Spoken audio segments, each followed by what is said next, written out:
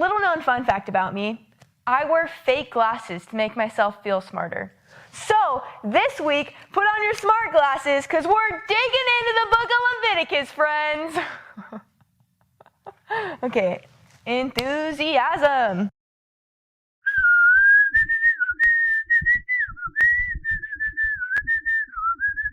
Bible. The third book of the Bible, Leviticus, gets its name from the tribe of Levi.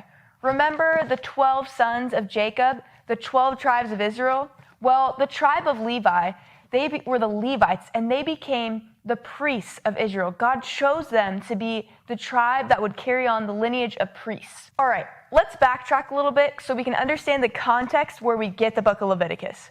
So we have the Exodus, remember? When Pharaoh was like, ah, and the people were like, ah, and then everyone was like, ah. So they are delivered, right? God delivers his people Israel out of the hands of Egypt, out of Pharaoh's hands, and they are now in the wilderness. So God frees his people. His people are let go. And then now they're in the wilderness, and God establishes a covenant with them on Mount Sinai. And Moses is leading them. It's awesome. And then the people start following a golden calf, and it gets bad. God wants to destroy them. Moses says no. Then God says, I want a tabernacle, a place where my presence will dwell on earth. Moses builds it, but because the covenant was broken, we end the book of Exodus with Moses outside of the tabernacle, not allowed to go in. And the book of Leviticus begins in verse 1 stating that Moses isn't in it. That's an important detail because the book of Leviticus operates under that presumption. That was kind of a big word.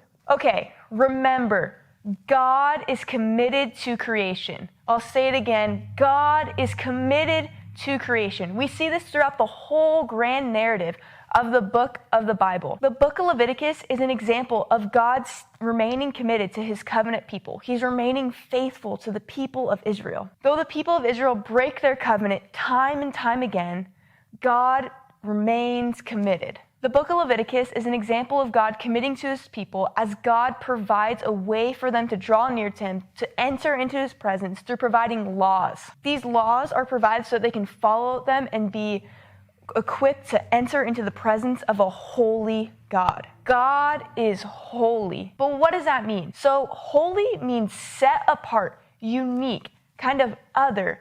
God is holy. So why does God give the people of Israel these laws or rituals, and why do people have to follow them? Because God is holy. God is set apart, unique. He is other than you and I and the people of Israel. The people of Israel, they were unjust, they were sinful, etc., etc., etc. They probably don't know what etc. means, huh? Etc. Etc. etc. Etc. etc. Etc. etc. There you go. Okay, I won't do that word then. God embodies and represents life, purity, goodness, wholeness. The people of Israel aren't holy like God is holy. Because we live in a broken reality, because of sin that has entered human history, back in Act 2, the fall, back in Genesis 3, we are not holy. This is where the book of Leviticus comes in. God provides a way for the people to be holy, to set themselves apart, to remain pure so that they can enter into the presence of a good, just, loving, holy God. The book of Leviticus outlines ritual sacrifices, which are ways that the people of Israel can say thank you to their neighbor or I'm sorry to the neighbor.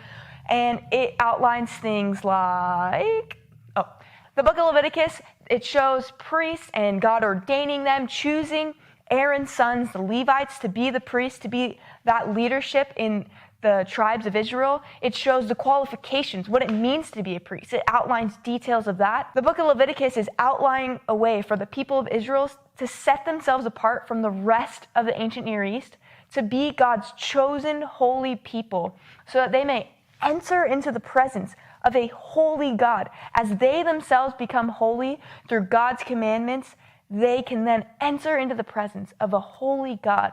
And that happens in the tabernacle. The goal of the book of Leviticus is for people to enter into God's presence.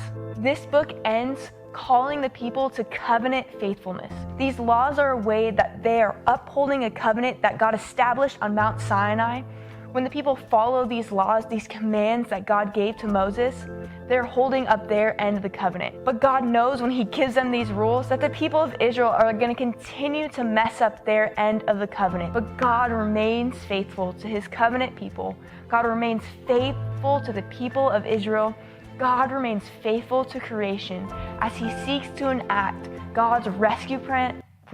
I keep saying the wrong word for plan. God seeks to enact his rescue plan for our broken reality. Even though these laws may seem crazy to us now, God provided these laws so that the people of Israel could enter into his presence. And remember that the book of Exodus began with Moses not able to enter into the tent, the tabernacle, but the book of Leviticus ends with Moses able to enter into the tabernacle as we move onto the fourth book of the Bible, Numbers, where we will still find the people of Israel camping in the wilderness. Thank you for watching this week's episode of the BIB Elite Is That the Book For Me video series. My name's Delaney, and I'm so excited that you are joining us on this journey as we go through every single book of the Bible. Crazy! Stay tuned for more episodes, but also if you want to catch up on old ones or check out our first season, check out the MC Middle School Ministry playlist at Monterey Church's YouTube channel. You guys are awesome! Etc. Etc. Yeah, there you go. I couldn't say it.